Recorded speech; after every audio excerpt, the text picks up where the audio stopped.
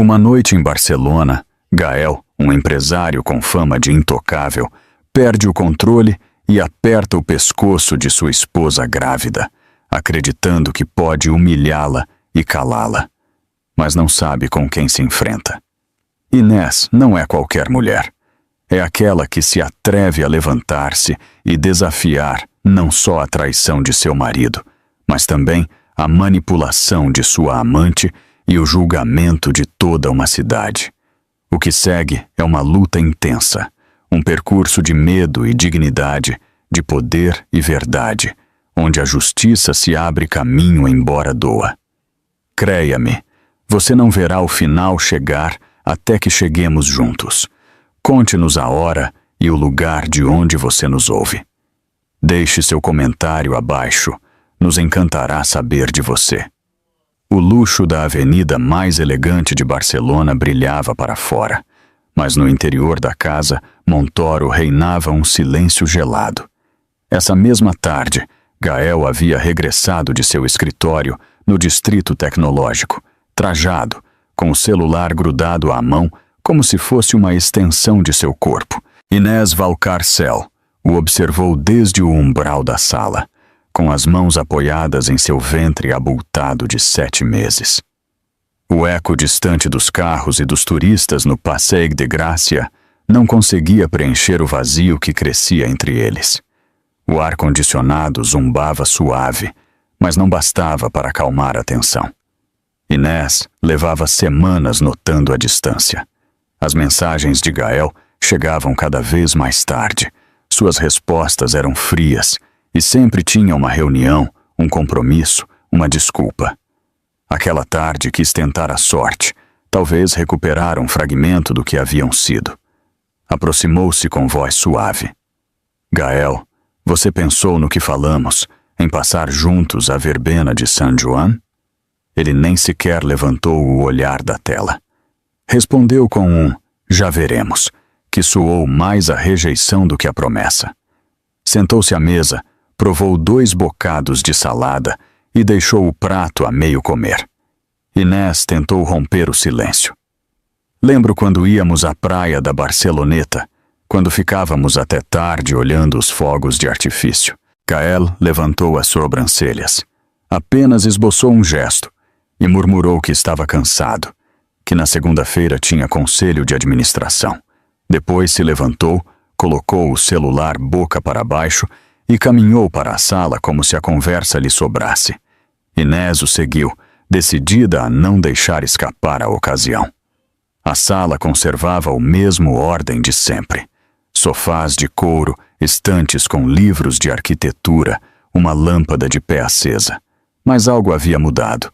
No lugar onde sempre esteve a foto de seu casamento, pendia agora um retrato de uma mulher jovem, de mirada intensa e lábios delineados com precisão. A assinatura ao pé da tela era clara. Leora Esteban. Inés ficou imóvel. Conhecia esse nome. Havia chegado a seus ouvidos como um rumor persistente, como folhas arrastadas pelo vento da cidade. Sentiu que o sangue subia ao rosto, embora sua voz saísse serena. Quando você decidiu colocar este quadro aqui, Gael? E por que tirou nossa foto? Ele se deteve junto ao sofá, cruzou os braços e respondeu com um tom frio. A foto está guardada com cuidado. Inés respirou fundo, buscou a firmeza sem gritar. Este lar nós o construímos entre os dois. Decidir juntos o que se mostra nestas paredes não é um detalhe, é respeito. Gael apartou o olhar, acendeu uma lâmpada e disse com voz cansada: Não quero discutir agora, falaremos outro dia. Mas Inés sabia que esse outro dia não chegaria se não o forçasse. O retrato pendurado na parede não era um simples quadro, era um signo, uma marca que deslocava sua história comum. Mirou os olhos pintados de Leora e recordou os jantares para os quais não foi convidada, as mensagens a Leora, as chamadas interrompidas ao entrar ela no quarto. Tudo cobrava sentido, um sentido amargo. Tentou manter a calma. Sentou-se no sofá, com a mão sobre seu ventre, e voltou a falar. Peço-te apenas que o retire, até que possamos falar com calma. Gael negou com a cabeça. É uma obra de prestígio, Inés. Não se trata de gostos, trata-se de contatos, de convites. A arte não precisa de permissão. O silêncio se instalou entre os dois, um muro invisível. Inés levantou-se devagar, foi à cozinha, recolheu um par de copos e os levou ao fregadouro, buscando um gesto que lhe devolvesse a serenidade. Ao regressar, pensou em seus pais, na paciência de sua mãe ao dobrar os chales, na forma em que seu pai sempre oferecia café 2 vezes para que ninguém ficasse sem um gesto de atenção. A família a havia ensinado a falar de frente sem humilhar, e ela devia recordar essa lição. Gael permanecia de pé, olhando o quadro, como se já não restasse nada mais que discutir. Inés o observou e, com voz firme, insistiu. Coloque-se no meu lugar 1 minuto. De verdade parece-te justo que o rosto de outra mulher ocupe o lugar da nossa memória compartilhada? Ele sustentou seu olhar apenas um instante. Logo repetiu. Não exagere. Inés sentiu um peso no peito. Acariciou seu ventre, buscou forças na vida que crescia dentro dela. Subiu pelo corredor até seu quarto, fechou a porta e olhou-se no espelho. Seus olhos refletiam cansaço, mas também decisão. Tomou o celular e revisou os horários de uma galeria no bairro do Raval. Sabia que devia olhar nos olhos dessa mulher que se infiltrava em sua vida. Regressou à sala só para se despedir. Gael seguia imóvel, com a luz acesa sobre o quadro. Inés recolheu sua bolsa, deixou uma nota com a lista de compras sobre a mesa e respirou fundo. A noite caía sobre Barcelona, as luzes do Passeig de Gràcia se acendiam, os transeuntes conversavam nos terraços, os garçons serviam cervejas e deixavam pratinhos com as contas acompanhadas de uma caneta. O burburinho da cidade contrastava com o frio no interior da casa Montoro. Inés saiu à varanda, observou a avenida e calculou o caminho do dia seguinte.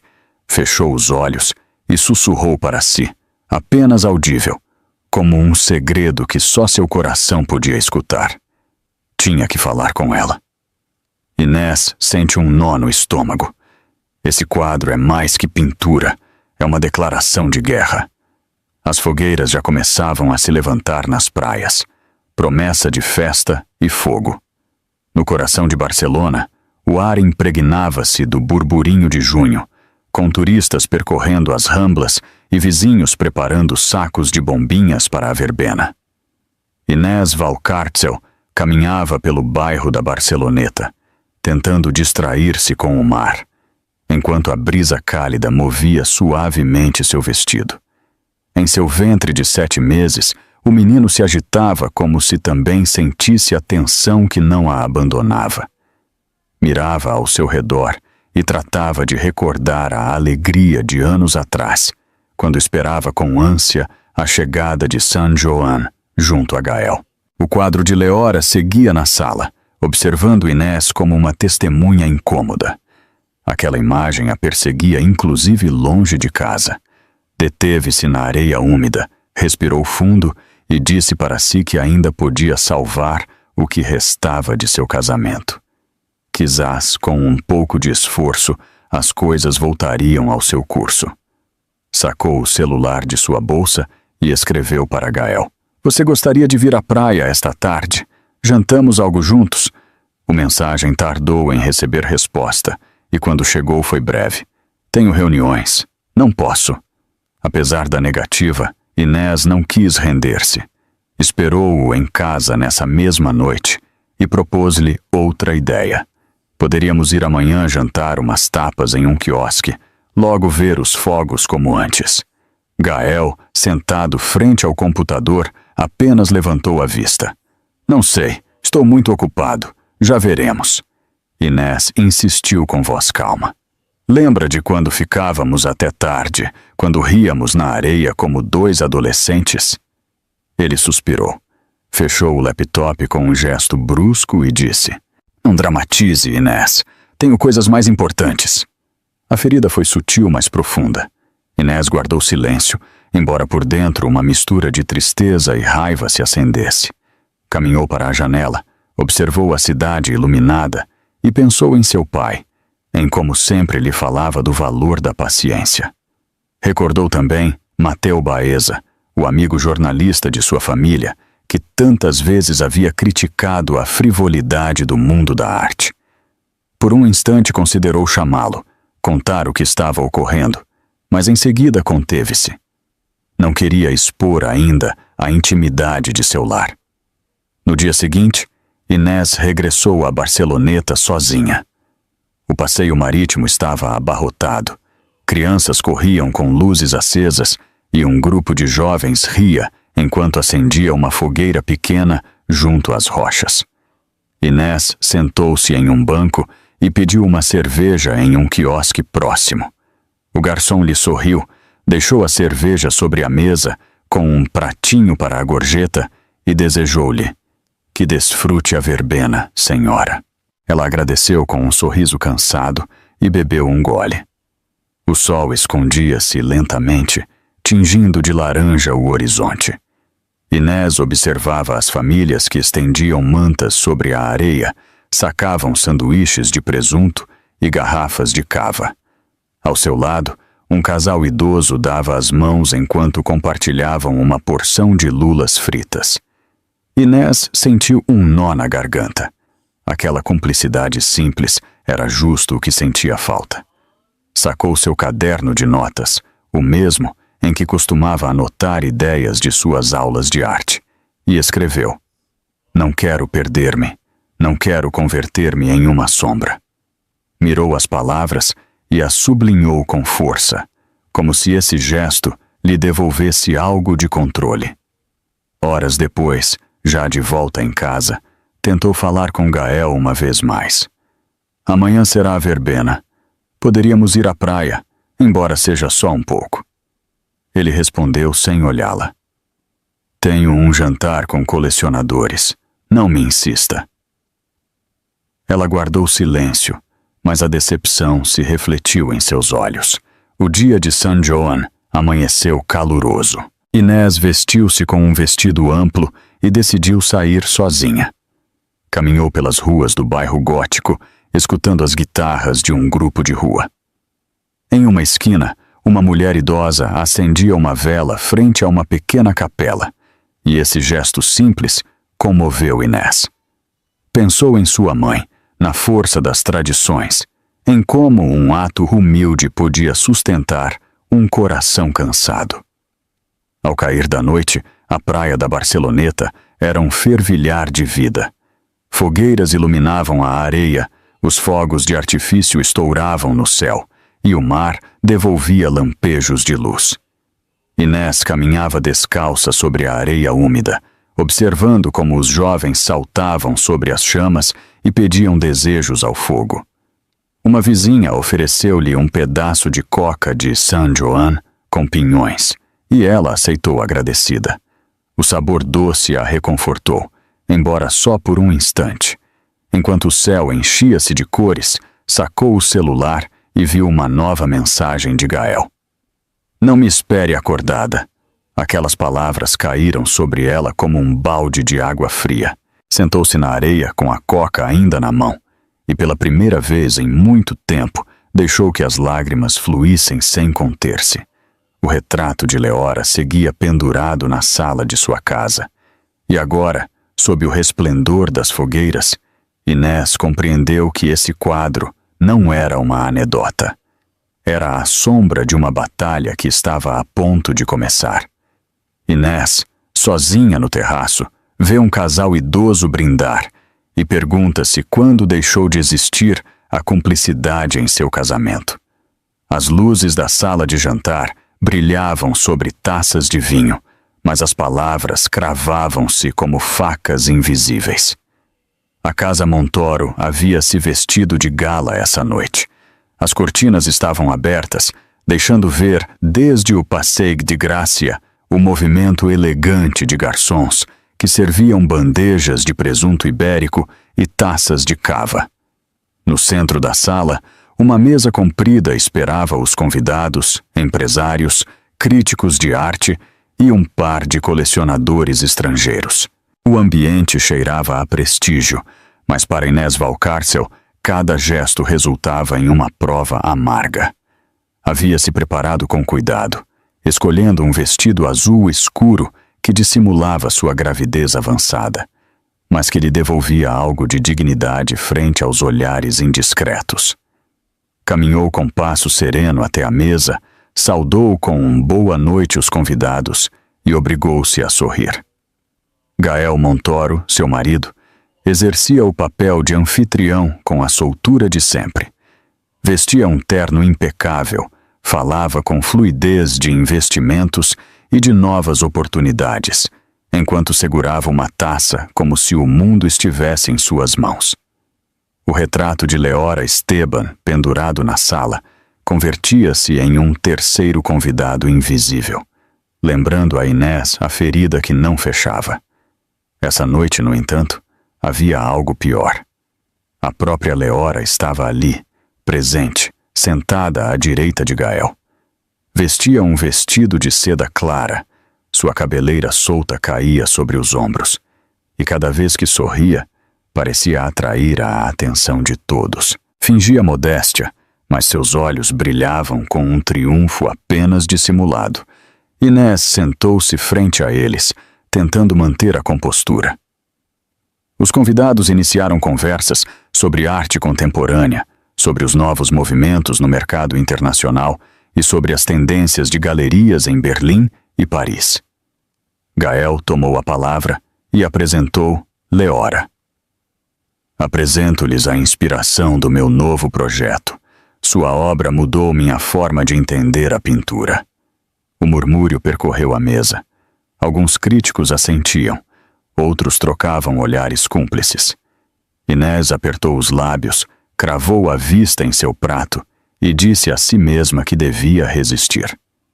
O garçom serviu um primeiro prato de gazpacho e ela provou-o em silêncio, tentando não deixar escapar a raiva.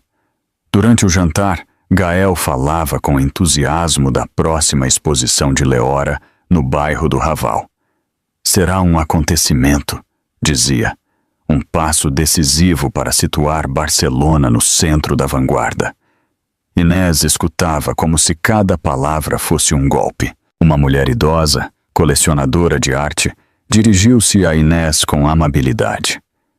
Deve estar orgulhosa de ter um esposo tão envolvido com o talento jovem. Inés sorriu com cortesia e respondeu: Claro, sempre é bom apoiar os artistas. A frase soube-lhe amarga, mas não quis mostrar mais. Leora aproveitou o silêncio para intervir com um tom doce. Gael deu-me uma oportunidade que nunca esquecerei. Ensinou-me que a verdadeira arte precisa de valor para romper com as velhas formas.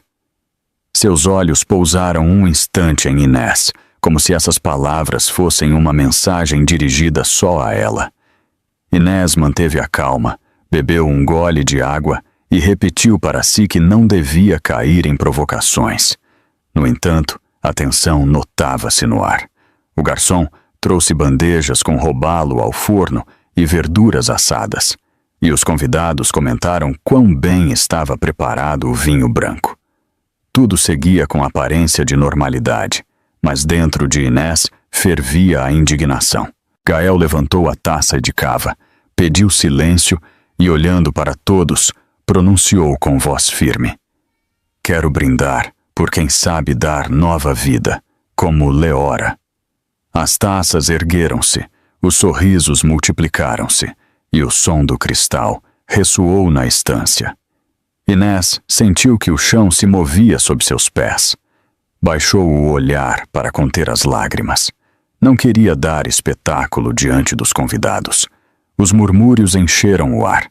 Alguns aplaudiram, outros comentaram a audácia do brinde. Leora, com gesto de falsa modéstia, inclinou a cabeça e agradeceu.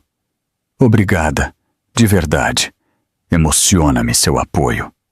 Inés respirou fundo, apertou seu guardanapo com força.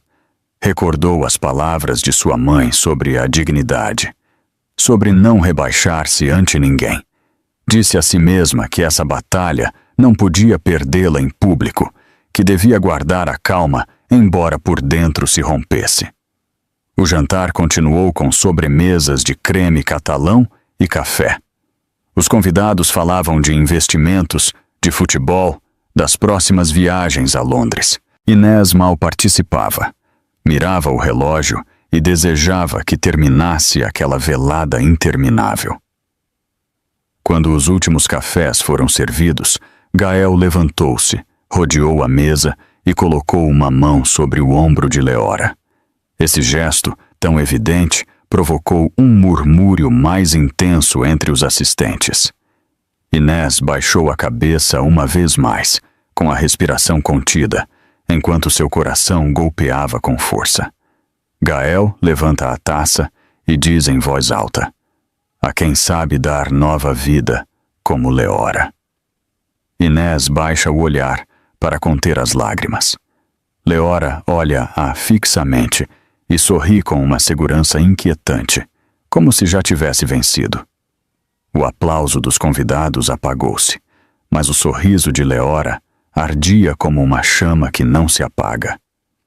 Os últimos brindes foram se apagando na Casa Montoro, enquanto alguns empresários se despediam com apertos de mão e comentários sobre futuras reuniões. Os garçons retiravam discretamente as taças vazias e recolhiam guardanapos amassados, deixando um rastro de cava e perfume misturados no ar. A música suave de fundo desvanecia-se, e o eco dos risos convertia-se em um murmúrio distante. Inés permanecia sentada, com a vista fixa na toalha, tentando controlar o tremor de suas mãos. Quando a maioria dos convidados havia saído, levantou-se com calma e decidiu caminhar para o corredor. Necessitava de ar, embora fosse dentro da mesma casa. Ali, entre quadros e espelhos, encontrou-se frente a frente com Leora Esteban. A jovem artista estava de pé, apoiada contra a parede, com uma taça de vinho ainda na mão. Fingia distrair-se olhando um quadro menor da coleção, mas seus olhos buscavam o encontro. Inés deteve-se, observou-a uns segundos e disse com voz contida: "Foi uma velada interessante." Leora sorriu com cortesia fingida. "Sim, Gael é um anfitrião maravilhoso. Sempre sabe como dar brilho a uma noite." O comentário soou como um aguilhão. Inés deu um passo mais perto e respondeu: "O brilho nem sempre é o mais importante. Às vezes, o que sustenta uma casa é o que não se vê." Leora ladeou a cabeça, jogando com a taça entre os dedos. "O que não se vê também pode se apagar com o tempo. Gael precisa de alguém que o entenda, alguém que compartilhe sua paixão pela arte e pela criação. Nem sempre basta a história compartilhada." Inés sentiu que o coração se encolhia, mas não perdeu a calma. Acariciou seu ventre com uma mão, como recordando que não estava sozinha, e respondeu: "Ele tem uma esposa e um filho a caminho. Não é pouca coisa." Os olhos de Leora brilharam com um lampejo de triunfo. Deu um gole lento em sua taça e, aproximando-se um pouco mais, sussurrou: "Os filhos não prendem corações, Inés. Só os revelam." As palavras ressoaram no corredor como uma sentença. Inés conteve o impulso de responder com dureza. Recordou os ensinamentos de sua mãe. Não entrar na briga suja. Não descer ao barro. Limitou-se a sustentar o olhar de Leora durante alguns segundos. Logo deu meia volta e caminhou para a sala de estar, onde Gael ainda conversava com um último convidado. O convidado, um crítico de arte de voz grave, falava entusiasmado sobre a projeção internacional de Leora. Gael ouvia-a, orgulhoso, como se tudo aquilo fosse um êxito pessoal. Inés aproximou-se, saudou com cortesia e despediu-se do crítico. Quando ficaram sozinhos, olhou para Gael e disse-lhe em tom baixo: "Necessito falar com você em privado." Gael olhou-a de esguelha, com fastio. "Agora não, Inés. Foi uma noite longa." Ela insistiu. "Precisamente por isso. Não quero que esta casa se converta em um cenário onde um decide e o outro observa." Gael estalou a língua, como cansado, e serviu-se um pouco mais de cava. "Não comece outra vez. Esta noite foi um sucesso. Não a estrague." Inés fechou os olhos um instante, respirou fundo e recordou o sorriso de Leora no corredor. Sentiu que a batalha apenas começava e que não podia calar. Ao cabo de uns minutos, Gael subiu a seu escritório e a casa ficou em silêncio. Inés dirigiu-se a seu quarto, despojou-se do vestido e sentou-se frente ao espelho. A luz do toucador iluminava seus traços cansados. Mirou-se longamente, tentando encontrar a mulher que alguma vez havia rido com leveza naquelas mesmas paredes. O eco da frase de Leora perseguia-a. Os filhos não prendem corações, só os revelam. Inés acariciou seu ventre e falou em voz baixa, como se dirigisse ao menino que ainda não havia nascido. "Não permitirei que te arrastem nesta guerra. Não és um peso, és minha força." Levantou-se, caminhou para a janela e contemplou a avenida. Os carros circulavam devagar, os turistas conversavam animados, e em um terraço um grupo de jovens brindava com canecas de cerveja. A vida seguia fora com seu ritmo festivo, mas no interior da casa Montoro crescia um vazio cada vez mais difícil de preencher. Antes de deitar-se, Inés escreveu umas linhas em seu caderno. "A dignidade não se negocia, não se entrega ao melhor licitante. Defende-se em silêncio até que chega o momento de falar." Fechou o caderno com firmeza e guardou-o na mesinha. A noite avançava, mas o sono não chegava. Inés movia-se na cama, escutando cada ruído da casa. Recordou de novo o corredor, o sorriso de Leora, as palavras que ainda queimavam em seu peito. Prometeu a si mesma que não se deixaria quebrar. Ao amanhecer, quando a primeira luz se infiltrou pelas persianas, desceu à cozinha. Preparou café, cortou o pão e untou-o com tomate e azeite de oliva, como havia aprendido com sua mãe. Esse gesto cotidiano reconfortou-a. Enquanto tomava café, pensou em seus pais, em como a acolheriam se chegasse o momento, e recordou Mateu, o amigo jornalista de seu pai, que sempre falava da importância da verdade. Quizás pronto necessitaria sua ajuda. O resto do dia passou entre silêncios. Gael trabalhou trancado em seu escritório, e Leora não apareceu pela casa, ao menos não fisicamente, mas sua sombra estava presente em cada canto. Inés manteve-se ocupada preparando o quarto do bebê, dobrando roupa pequena, ordenando fraldas e brinquedos. Cada peça era um lembrete de que a vida seguia, de que havia um futuro além da dor. Ao cair da tarde, permitiu-se um descanso. Sentou-se na sala, frente ao quadro de Leora, e observou-o em silêncio. Os olhos pintados pareciam devolver-lhe o olhar, desafiantes. Inés murmurou para si: "Não ganharás, não enquanto eu respirar." A casa permanecia tranquila, mas a batalha já havia começado no coração de Inés. Sabia que viriam dias difíceis, que Gael não cederia facilmente, e que Leora estava disposta a tudo.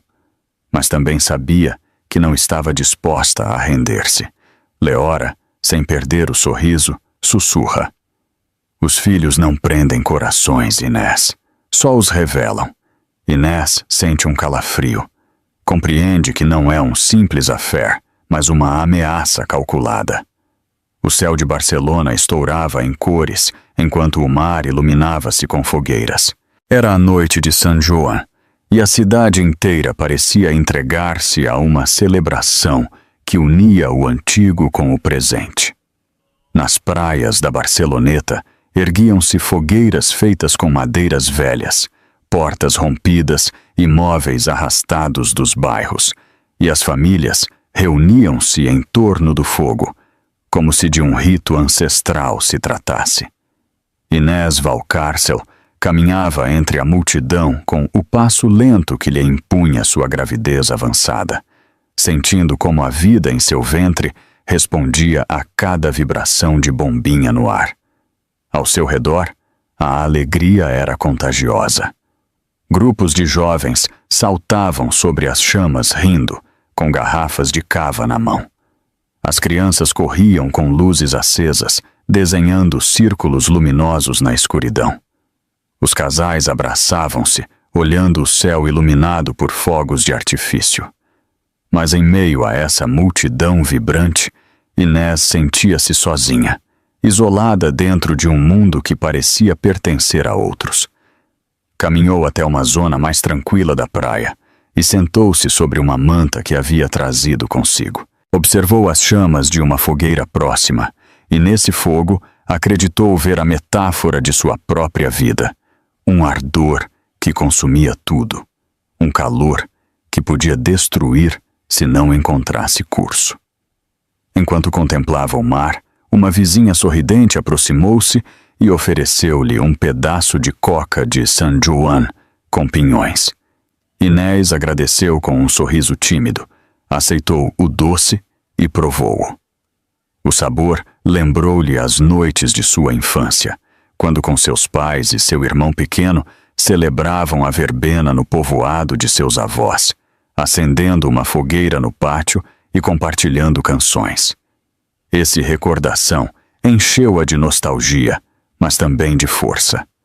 A poucos metros, um casal idoso dava-se a mão e dançava devagar ao ritmo improvisado de um grupo de guitarras. Inés observou-os com uma pontada de inveja, desejando recuperar essa cumplicidade perdida com Gael. Nesse momento, uma lágrima escorreu por sua face, mas limpou-a rapidamente para que ninguém a visse. Não queria ser uma figura triste em meio à festa. O céu encheu-se de lampejos vermelhos e verdes. Os fogos de artifício explodiam com um estrondo que fazia vibrar a areia sob seus pés. Inés levou a mão ao ventre, falando em silêncio ao filho que esperava. Você merece alegria. Merece um lar onde não existam as mentiras. De pronto, o celular vibrou na bolsa. Sacou-o com um pressentimento amargo.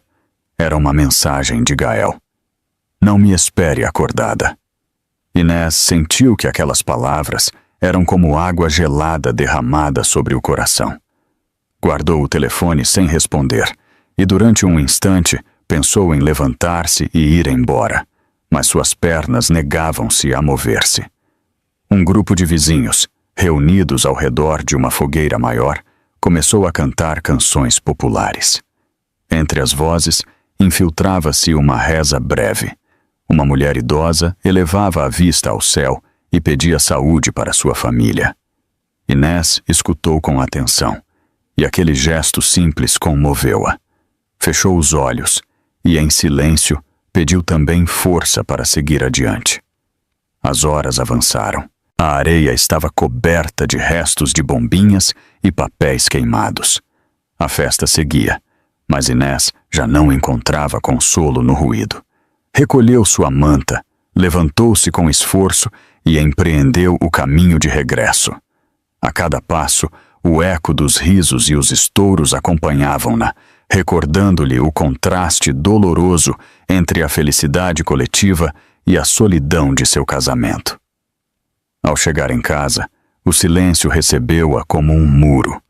A luminária da sala estava acesa e o quadro de Leora continuava pendurado no lugar mais visível.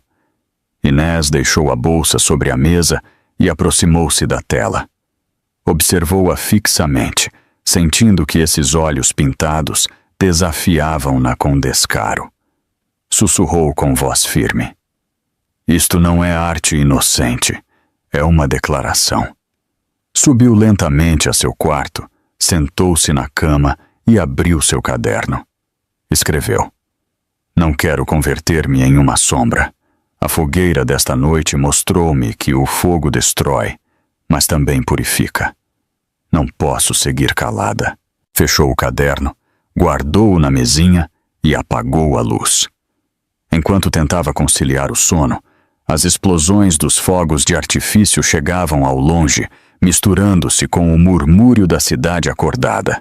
Inés sentiu que sua vida estava em um cruzamento decisivo e que a fogueira dessa noite havia acendido nela uma determinação nova. Enquanto o céu enchia-se de fogos de artifício, Inés rompe em choro, sentindo que sua vida familiar queima-se como as madeiras na fogueira. Em meio às lágrimas, decide que não permanecerá calada mais tempo. O amanhecer entrava pelas persianas e o reflexo no espelho mostrava uma mulher distinta.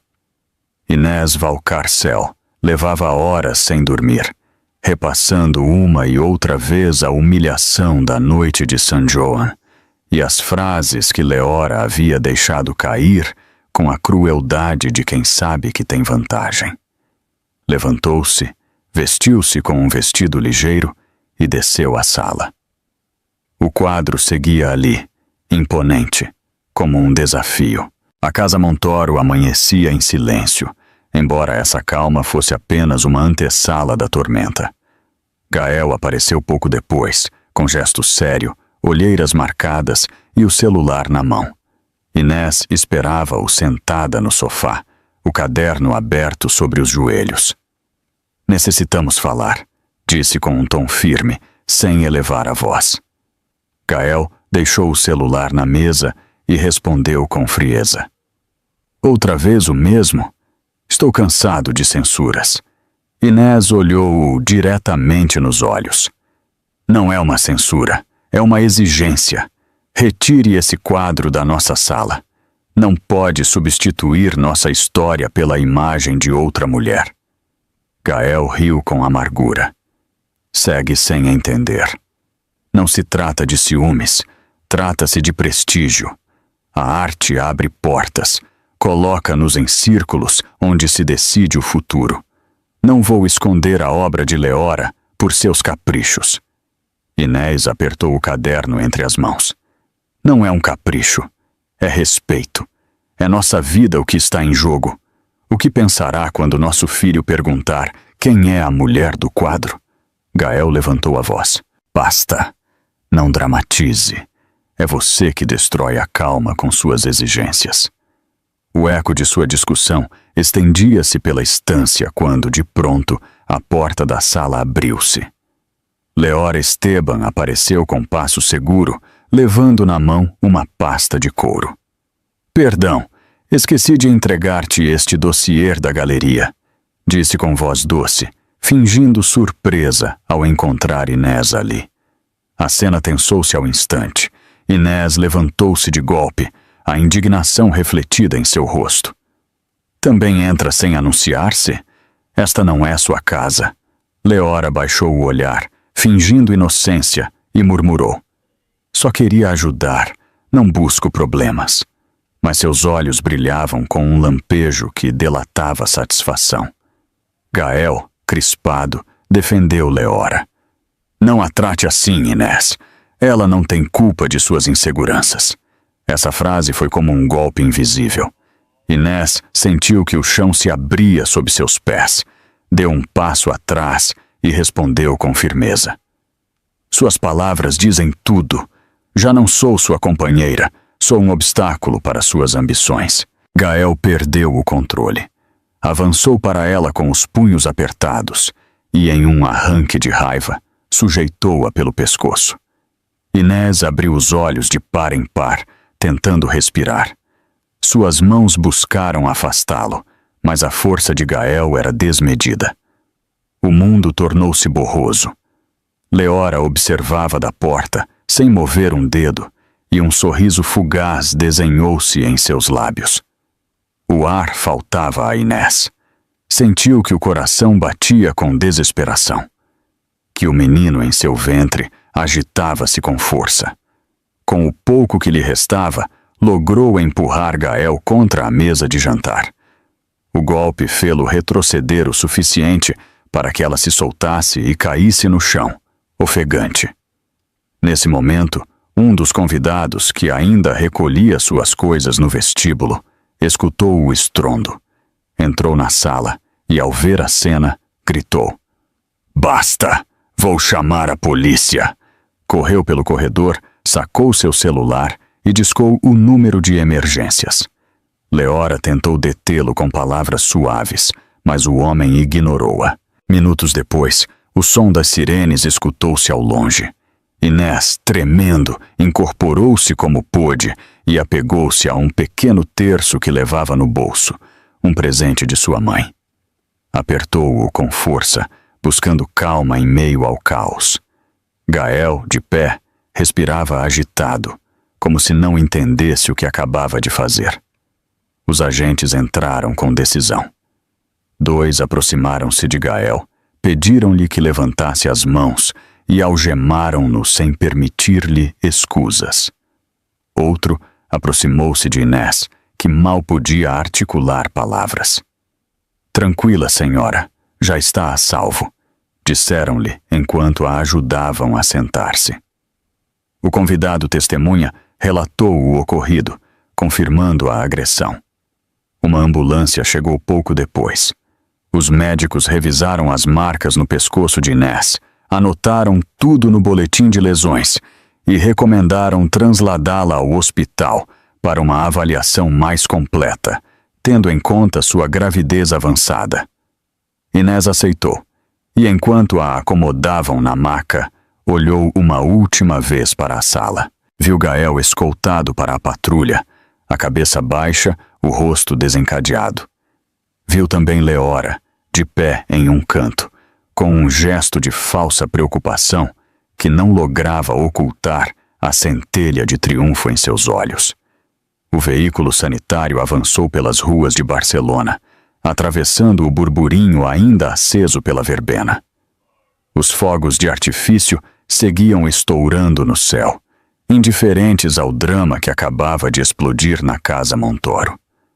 Inés, recostada na maca, acariciou seu ventre e sussurrou apenas audível: "Resiste, pequeno. Resiste." O médico sorriu-lhe para tranquilizá-la, enquanto anotava as constantes em uma caderneta. Horas depois, no hospital, Inés recebeu a visita de uma doutora que lhe assegurou que o bebê estava estável e que ela devia guardar repouso. O boletim médico entregou-se de imediato à polícia, que o usaria como prova. Inés assinou a denúncia com mãos temblorosas, consciente de que aquele gesto marcaria um antes e um depois. O eco das palavras de Leora ainda ressoava em sua memória, misturado com a imagem de Gael fora de si. Soube que já não havia marcha atrás. Sua vida havia mudado para sempre, e a batalha apenas começava. Gael, em plena raiva, agarra pelo pescoço Inés e empurra-a contra a parede. Inés mal pode respirar. Os olhos de Leora brilham com um gesto de satisfação silenciosa, justo o que buscava. A porta abriu-se e o abraço de uma mãe devolveu a Inés um ar que acreditava perdido. Dona Aldara sustentou-a contra seu peito, sem necessidade de palavras, percebendo na pele de sua filha a fragilidade e o tremor que trazia consigo. Inés entrou na casa familiar de Grácia com passo inseguro, acompanhada por um agente que acabava de deixá-la após a declaração na comissaria. O bairro estava tranquilo, com as persianas verdes meio baixadas para resguardar-se do sol de junho e o cheiro a café torrado que escapava de alguma janela. O contraste com o burburinho da casa Montoro era absoluto, e essa calma, longe de inquietá-la, foi o primeiro refúgio verdadeiro que sentiu em semanas. Dom Teodomiro apareceu logo, com o rosto endurecido pela raiva. Mal a viu, rodeou-a com seus braços e conduziu-a até a cozinha. Senta, filha. Necessitas descansar, disse com uma voz que tremia entre a ternura e a fúria contida. Inés deixou-se cair na cadeira de sempre, aquela onde tantas vezes havia tomado café de menina, e permitiu-se soltar um suspiro longo. Seu ventre moveu-se com um leve espasmo, e ela acariciou a curva redonda como se buscasse acalmar o filho que ainda não havia nascido. Aldara acendeu a cafeteira italiana e preparou pão com tomate e azeite de oliva, um gesto cotidiano que era sua maneira de devolver a paz à casa. Enquanto cortava o pão, murmurava orações em voz baixa, palavras simples que escapavam, como uma reza aprendida desde menina. Na esquina da cozinha, junto a uma pequena prateleira, ardia uma vela acesa frente à imagem da Virgem. Inés olhou-a e sentiu que aquela chama era um lembrete de que não estava sozinha. O silêncio quebrou-se com o golpe de um punho sobre a mesa. Dom Teodomiro, incapaz de conter a indignação, exclamou: "Esse homem não tem perdão. Atreveu-se a pôr as mãos no teu pescoço." E ainda por cima, diante dessa, a palavra ficou-lhe atascada na garganta. Inés interrompeu-o com suavidade. "Pai, não quero vingança. Quero justiça. Não permitirei que o medo marque a vida do meu filho." A frase ressoou na cozinha, e por um instante todos guardaram silêncio. Aldara deixou o prato frente à sua filha, acariciou-lhe a face e respondeu: "Tua força é a nossa. Não estás sozinha, Inés. Nunca estiveste." Durante a comida, Inés relatou o ocorrido com calma, embora cada palavra fosse um peso que caía sobre a mesa. Falou da discussão, da chegada repentina de Leora, da fúria de Gael e de como a asfixiou até que logrou soltar-se. Contou também como o convidado havia chamado a polícia, como a ambulância levou-a ao hospital e como firmou a denúncia com as mãos temblorosas. Dona Aldara escutava com lágrimas contidas, enquanto Teodomiro apertava os dentes e respirava como um touro antes de investir. Quando Inés terminou, sua mãe levantou-se, foi até a prateleira e acendeu outra vela. "Que nunca te falte luz", disse em voz baixa. O gesto simples encheu a cozinha de um silêncio reverente. Inés sentiu uma paz momentânea, como se aquela chama pequena fosse mais forte que todas as sombras que havia deixado atrás. Nessa noite, Inés dormiu em seu antigo quarto, com as paredes pintadas de um amarelo suave e fotografias da família nas estantes. Tumbou-se sobre a cama, rodeada de almofadas para sustentar seu ventre, e fechou os olhos. Por primeira vez em muito tempo, não escutou gritos nem censuras, só o murmúrio distante das ruas de Grácia, onde a vida seguia com seu ritmo apassível. Ao dia seguinte, enquanto tomavam café na varanda, Dom Teodomiro sacou seu telefone e disse com firmeza: "Vou chamar Mateo Baeza. É hora de que isto saia à luz. Esse homem brincou demasiado com a verdade, e sua amante também." Inés tensou-se ao escutar o nome, recordou as vezes que havia pensado nele, mas não se havia atrevido a dar o passo. "De verdade é necessário?" perguntou, com um fio de dúvida. Teodomiro assentiu. "Sim, filha. O silêncio protege o culpado. Mateo saberá como ajudar-te." Inés respirou fundo, mirou o céu limpo e respondeu: "De acordo, mas não o faço por vingança. Faço por justiça." A chamada realizou-se de imediato. Mateo, com sua voz grave e pausada, aceitou encontrar-se com eles ao dia seguinte no Café Zurich, na Praça de Catalunha. Prometeu escutá-la, aconselhá-la e, se era necessário, dar a conhecer a verdade. Inés desligou e sentiu uma mistura de medo e alívio. Sabia que o passo que estava dando mudaria o rumo de sua vida para sempre. Ao cair da tarde, saiu a caminhar com sua mãe pelas ruas estreitas do bairro. Viram os vizinhos conversar nas portas, as crianças jogar bola, os lojistas colocar frutas em caixas de madeira. A vida simples devolveu-lhe algo de serenidade. Mamãe, você acha que poderei seguir adiante com meu filho? Perguntou.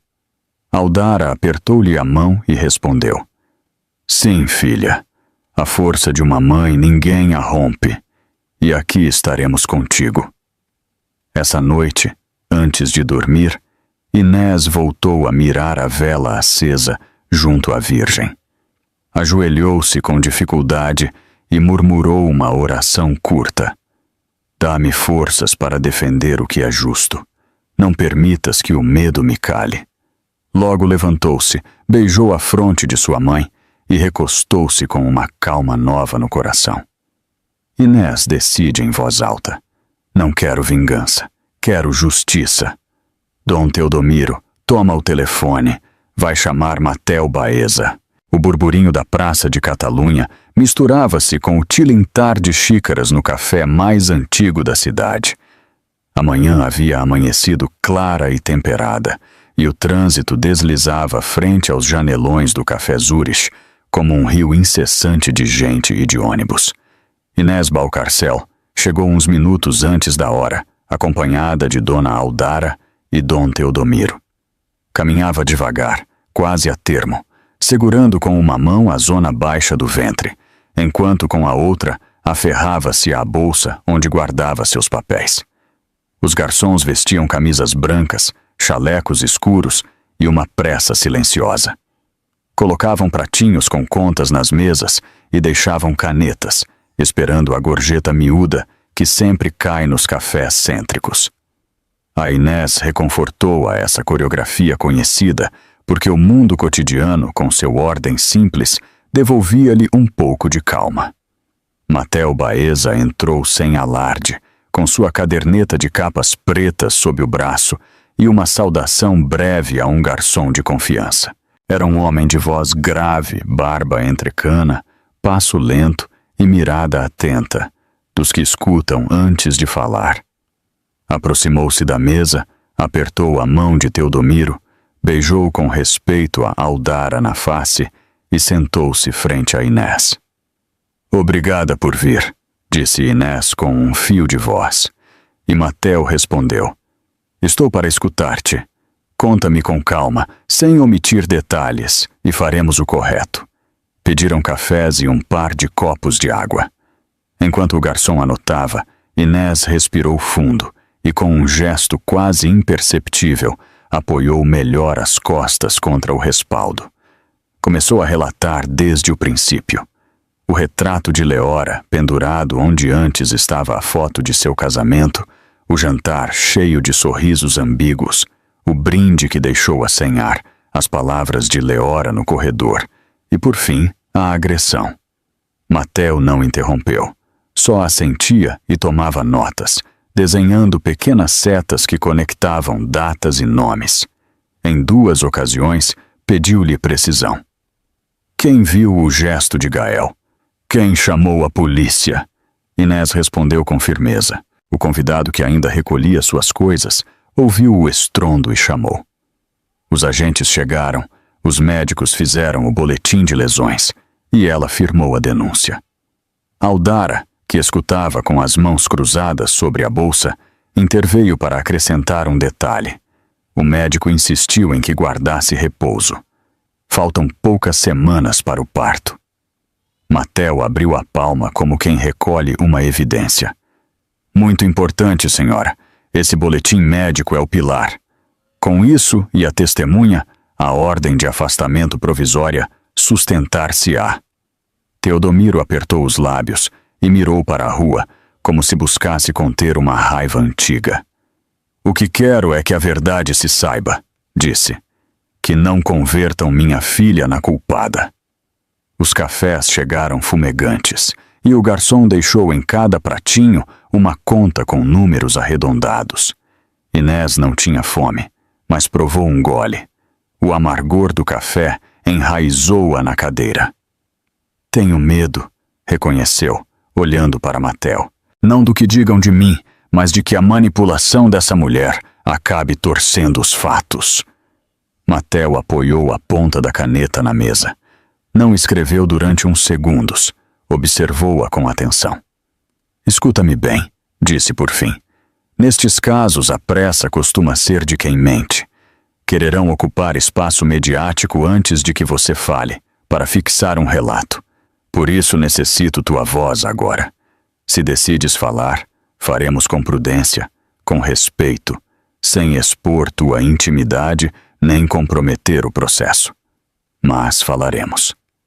Inés mirou sua mãe, que respondeu com um leve gesto de cabeça, e logo seu pai, que cerrou o punho sobre a mesa como para conter-se. Não quero vingança, disse Inés com a mesma clareza que havia usado a noite anterior na cozinha de Grácia. Quero justiça e quero que meu filho chegue a um mundo onde sua mãe não caiu. Mateo assentiu com uma seriedade que parecia uma promessa. Então comecemos pelo essencial, disse. Tua segurança jurídica, a ordem de afastamento, o seguimento médico, o registro fiel de cada comunicação e, em paralelo, uma entrevista sóbria, sem morbidez, para situar os fatos. A peça-chave é o boletim de lesões. A segunda, a testemunha. A terceira, os córreos e contratos ao redor de Leora que possam mostrar seu modo de operar. O nome de Leora flutuou uns segundos sobre a mesa como um fumo que ninguém quer inalar. Inés apartou o olhar para a praça. Um casal de aposentados cruzava do braço, esquivando um grupo de turistas. Tenho pensado, acrescentou, que talvez deva passar estes dias aqui, com meus pais, até que nasça o menino. Mateo não duvidou. É o sensato. E anota tudo. Horas depois de qualquer contato, escreve como te sentiste, que se disse. Esse registro ajuda, inclusive se não se usa. E se Gael tenta comunicar-se, guarda cada mensagem. Não responda sem conselho do advogado. O garçom aproximou-se para retirar os pratos e deixou de novo as contas nos pratinhos, desta vez com um pequeno bombom de cortesia. Aldara agradeceu com um sorriso. Deixou umas moedas. O tilintar breve marcou um compasso de normalidade. Quando o garçom retirou-se, Mateo inclinou-se para Inés. Direi algo que repito com frequência, e não por costume, mas porque é verdade. O silêncio protege o culpado, nunca a vítima. Inés tragou saliva. Sentiu que essas palavras atravessavam-lhe o medo, como uma chave que abre um ferrolho. Umas semanas mais tarde, pensou, estaria com seu filho nos braços. A ideia sustentou-a como um bastão. Aceito a entrevista, disse, mas sem detalhes íntimos e com respeito para meus pais. Não quero converter minha dor em espetáculo. Assim será, prometeu Mateo, um testemunho sóbrio que ponha as coisas em seu lugar. E enquanto, iremos atrás dos papéis de Leora. Há rumores de contratos enganosos em sua última exposição. Se existem, aparecerão. Teodomiro inclinou-se sobre a mesa. Conheço um galerista do Raval, discreto, que afale se eu pedir. Mateo anotou o contato. Sua letra era clara, precisa. A conversa alongou-se uns minutos mais, revisando pontos práticos. Levariam uma cópia do boletim médico ao advogado de guarda. Confirmar-se-ia a continuidade da ordem de afastamento.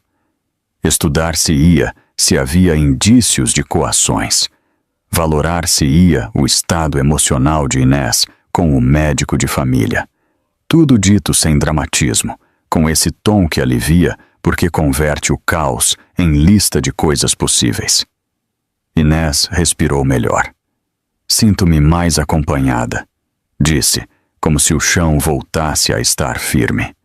Mateo sorriu com um cansaço nobre. Para isso estamos.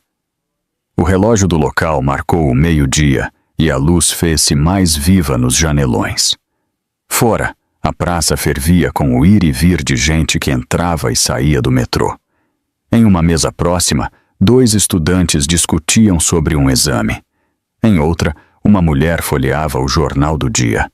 A vida, pensou Inés, segue, embora um coração esteja em ruínas. Levou a mão ao ventre e murmurou sem voz que resistiria. Aldara roçou-lhe o braço com ternura. Teodomiro pagou a conta, deixou umas moedas de gorjeta, e o garçom, agradecido, desejou-lhes boa sorte com uma inclinação de cabeça. A despedida foi breve. Mateo prometeu enviar o rascunho da entrevista e coordenar com o advogado. Inés pôs-se em pé com a ajuda de sua mãe. Cada movimento exigia cuidado. Quando estavam a ponto de sair, a porta do café abriu-se com um leve golpe de campainha e entrou um conhecido do bairro, homem extrovertido, que saudava sempre em voz alta. Tirou o boné, olhou ao redor e, com esse gosto pela notícia quente que tem alguns vizinhos, alçou a voz mais da conta. Um conhecido entra ao café e comenta em voz alta. Dizem que na Casa Montoro houve um escândalo ontem à noite. A fachada do Palácio de Justiça levantava-se imponente, como se as pedras mesmas pedissem verdade. Era uma manhã de finais de outono. O ar frio envolvia a praça e os jornalistas aguardavam com câmeras, cadernos e microfones na entrada principal. Os curiosos agrupavam-se em rodas, murmurando sobre o caso Montoro, convertido já em notícia de interesse geral. Inés Valcárcel chegou acompanhada de seus pais, Dona Aldara e Dom Teodomiro, e de Mateo Baeza, que atuava como conselheiro e apoio. Caminhava erguida, com passo sereno, levando em seu interior a firmeza que havia descoberto em si mesma após meses de silêncio e dor. Em seus braços não levava já o peso da gravidez, mas a memória recente de haver dado à luz, a certeza de ser mãe e de lutar pela dignidade de seu filho.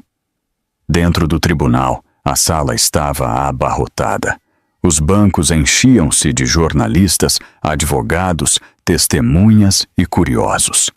Em um extremo, os representantes da acusação repassavam documentos. No outro, os advogados defensores de Gael Montoro e Leora Esteban tentavam projetar calma. O juiz entrou e pediu silêncio. Sua presença impunha respeito. A sessão começou com a leitura formal das acusações: violência de gênero contra Inés, manipulação e fraude vinculados a Leora. O fiscal relatou com voz clara o ocorrido aquela manhã de junho. Recordou a chamada a emergências, a intervenção policial, a detenção de Gael por 48 horas, o boletim médico de lesões que confirmava a agressão. Apresentou também as provas recolhidas sobre as atividades de Leora, contratos irregulares, córreos eletrônicos com galeristas, mensagens em que se jactava de haver manipulado a situação a seu favor. A sala escutava em silêncio, apenas interrompido pelo riscar de canetas e o estalido de câmeras fotográficas. Inés foi chamada a declarar. Levantou-se com calma, caminhou até o estrado e situou-se frente ao juiz. Sua voz era firme, embora as mãos tremessem levemente. Esse dia discutimos pelo retrato da senhorita Esteban, começou. Narrou com detalhe a conversa com Gael, a entrada repentina de Leora, a mudança de tom, e finalmente como seu marido sujeitou-a pelo pescoço até quase deixá-la sem ar. Pensei que não sairia viva, disse com serenidade, e um murmúrio percorreu a sala. Inés não dramatizava. Falava desde a ferida aberta, com palavras simples que calavam mais que qualquer grito. Quando terminou seu relato, retirou-se ao banco junto a seus pais. Dona Aldara tomou-lhe a mão com ternura, enquanto Teodomiro mantinha a mirada fixa no frente, orgulhoso e ao mesmo tempo dolido pelo escutado. O juiz agradeceu a declaração e deu passo aos advogados defensores. Leora foi chamada. Entrou com um vestido sóbrio, o rosto banhado em um gesto de fragilidade ensaiada. Tomou assento. Entre suspiros, começou a declarar. Tudo isto foi uma confusão, afirmou com voz temblorosa. Eu só tentei ajudar, mas Inés sempre me tratou com ciúmes e hostilidade. Gael perdeu o controle porque sentiu-se atacado. Sacou um lenço e mostrou-o com manchas de maquiagem borrada, como se fosse prova de suas lágrimas. Alguns assistentes olhavam-na com ceticismo.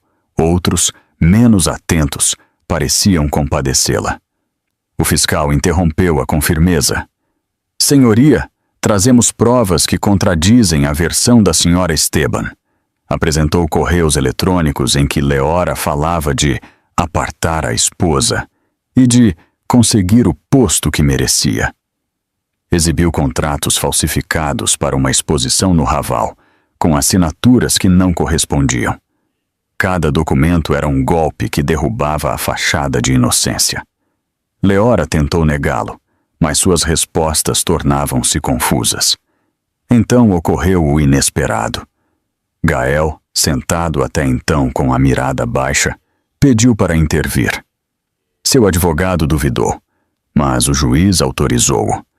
Levantou-se despacio, visivelmente mais magro, com o rosto marcado por noites de insônia. Tenho algo a dizer, anunciou com voz débil. Mirou para Inés, que o observava sem pestanejar, e logo para o juiz. É certo que a agredi. Perdi o controle. Não há escusa. O que fiz perseguirá-me toda a vida. Mas também devo confessar que Leora manipulou-me. Aqui estão os córreos e documentos que o provam. Sacou de uma pasta um conjunto de papéis. Mensagens em que Leora instava-o a desprezar sua esposa. Correios em que ela falava de usar seu nome e fortuna para ascender no mundo da arte. Deixei-me arrastar pela ambição e pela vaidade, continuou. Mas ela foi a arquiteta desta ruína. Não digo isto para escusar-me, mas para que a verdade se conheça. A sala estourou em murmúrios. Os jornalistas escreviam sem descanso. As câmeras alçavam-se. O juiz pedia silêncio. Leora, em mudança, perdeu por um instante sua máscara. Seu gesto endureceu e o sorriso doce transformou-se em uma careta de fúria contida. Tentou replicar, mas sua voz já não tinha a mesma credibilidade. O fiscal tomou os documentos e acrescentou-os às provas. O juiz declarou um recesso de 10 minutos para revisá-los.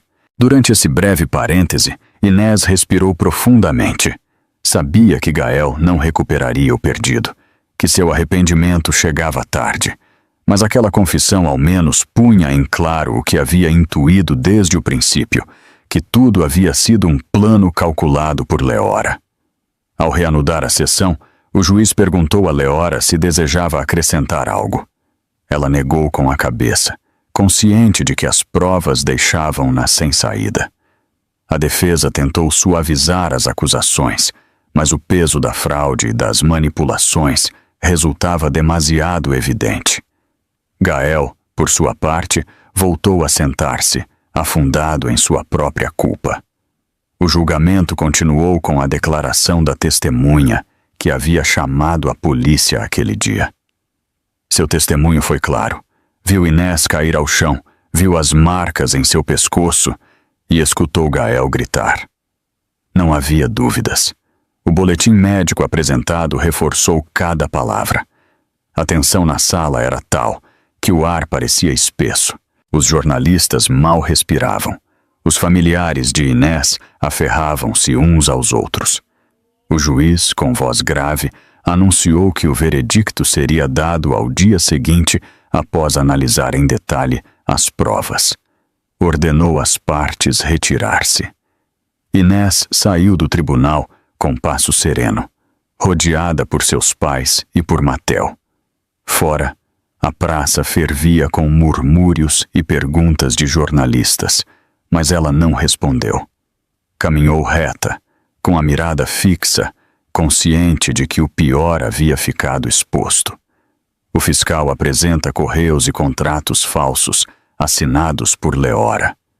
Sua máscara rompe-se. Gael pede declarar. Seu rosto mostra um peso insuportável.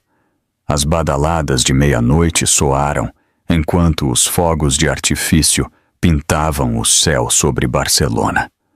Ao verão seguinte, a cidade voltou a acender suas fogueiras, e as varandas encheram-se de gente que olhava para cima com a mesma mistura de costume e assombro. Inés Balcarcel saiu da igreja próxima a seu bairro com passo tranquilo. Levava nos braços seu filho, que já balbuciava palavras soltas, e respirou o ar morno de junho com um alívio aprendido. Um pouco antes, havia acendido uma vela discreta. Havia dado as graças pela força e pela calma. Não pediu nada grandiloquente, só a clareza necessária para sustentar o que amava. Dona Aldara e Dom Teodomiro esperavam-na na porta, e o menino esticou a mão para o brilho de um lampião como se quisesse apanhá-lo. Uns meses atrás, o tribunal havia posto fim ao ruído. A sentença foi clara. Leora Esteban, culpada de fraude e manipulação, multas consideráveis, inabilitação para certas gestões, obrigação de reparar o dano econômico a galeristas e compradores. E embora não se julgasse ali sua moral, a máscara pública que havia construído desmoronou-se sem remédio. Gael Montoro, por sua parte, foi sancionado pela agressão. A ordem de afastamento ficou confirmada, com proibição de aproximar-se de Inés e do menino durante anos, sessões obrigatórias de tratamento e uma multa que, mais que dinheiro, levava o peso da vergonha. Quando o juiz terminou de ler, a sala ficou em um silêncio que não pedia aplausos. Não havia vitória para celebrar, só uma verdade reparada. Os jornalistas buscaram declarações na saída, mas Inés não pronunciou discursos. Agradeceu com educação, pediu respeito e marchou com seus pais e com Mateu Baeza, que evitou qualquer exposição desnecessária. O testemunho público já se havia dado em seu momento, sóbrio, sem morbidez. O resto, a vida íntima, devia proteger-se, porque nem toda dor está feita para a vitrina. Voltar para casa foi cruzar um umbral. A cozinha de Grácia, com sua toalha de quadros e sua cafeteira italiana, voltou a ser o centro de uma paz simples. Ali celebrou-se sem brindes ruidosos, com pão com tomate, com uma risada leve, com esse olhar para o menino, como se cada gesto seu anunciasse tempos novos. Com os dias, Inés retomou pausadamente suas aulas de arte, agora em um centro cívico do bairro. Não tinha pressa. Ensinava a um grupo de aposentados a olhar com outro ritmo, a descobrir a luz em uma sombra discreta, a reconhecer nos traços a paciência do tempo. Quando alguém perguntava-lhe por Leora, ela desviava a conversa para uma lâmina de Goya ou para uma ponta de paisagem.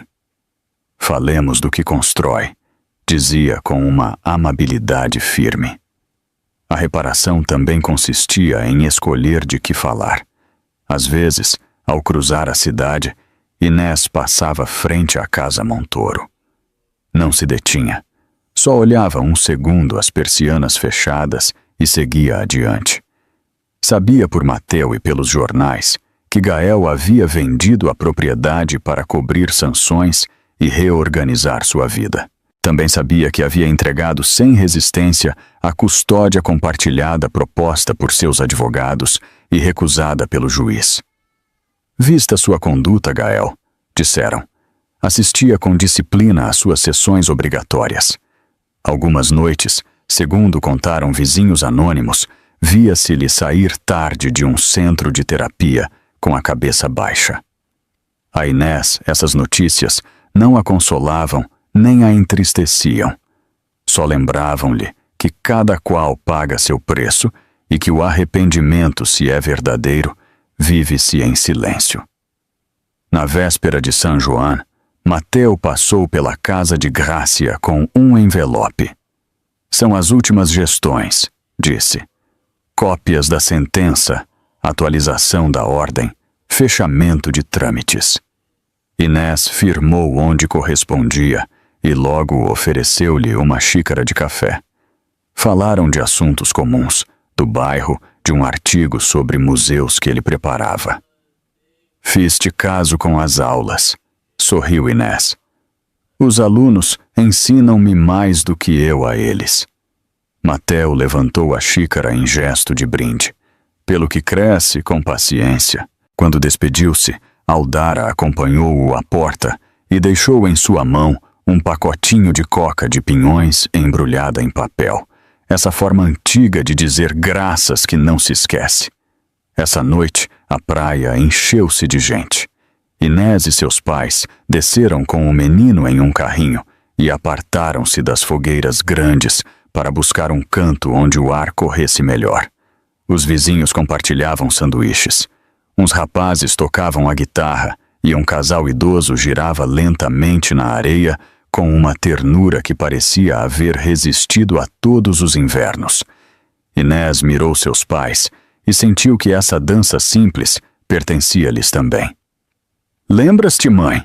Disse, quando saltavas à fogueira pedindo saúde.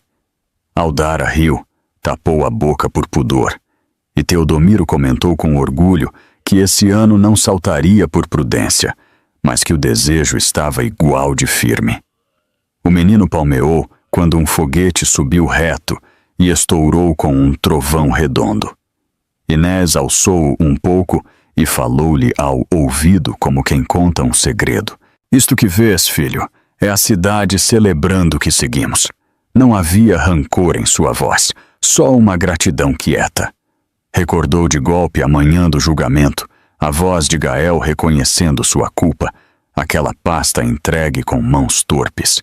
E também a primeira noite no hospital, quando acreditou que o medo ficaria a viver em seu peito. Entendeu que o verdadeiramente seu era haver atravessado tudo sem romper-se, às vezes chorando, às vezes de pé, mas sempre para frente. Ao regressar à praça, já de madrugada, a gente continuava entre risos e canções. Sentaram-se um momento em um banco, compartilharam água e um pedaço de coca, enquanto uma brisa agradecida aliviava o calor. Inés mirou o relógio. Ainda restavam minutos para as 12. Pensou em acender outra vela ao dia seguinte, pelos que não estavam, pelos que não souberam pedir ajuda, por todas as vozes que ficam a meias.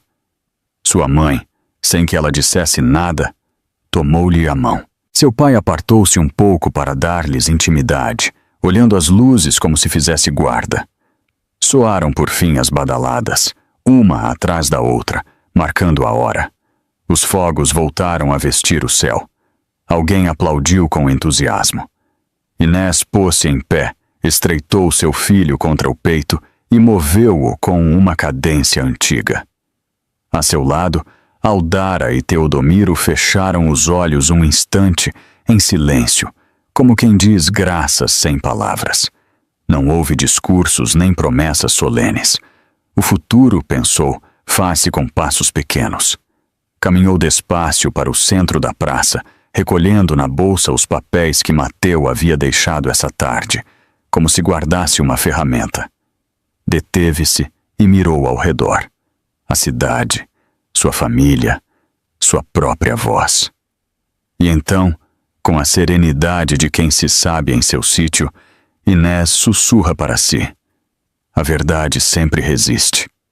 As fogueiras de São João haviam ficado para trás, e a cidade adormecia sob a calma do verão. Mas no coração de Inés brilhava uma clareza que não dependia de fogos de artifício.